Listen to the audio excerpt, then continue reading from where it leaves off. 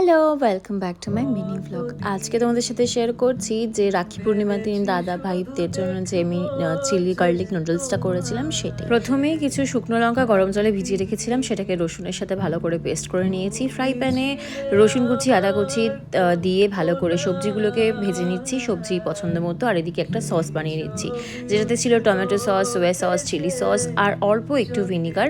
ভালো করে আর একটু ছিল চিলি গার্লিক সস, যদি থাকে ভালো, না হলে ওটা স্কিপ করতে পারো। দিয়ে ভালো করে মিক্স করে রেখে দিয়েছি। এদিকে নুন গোলমরিচ দিয়ে ভালো করে সবজিটা ভাজা হয়ে গেলে প্রথমে রসুন আর শুকনো লঙ্কার যে পেস্টটা করেছিলাম সেটা দিয়ে একটু ভেজে নেব।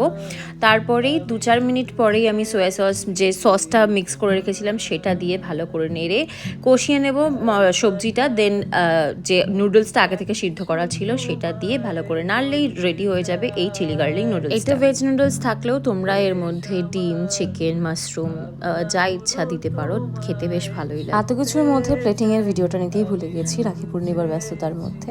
সো এই ছিল আজকের ভিডিওটা, দেখা হবে নেক্সট ভিডিওতে। টাটা।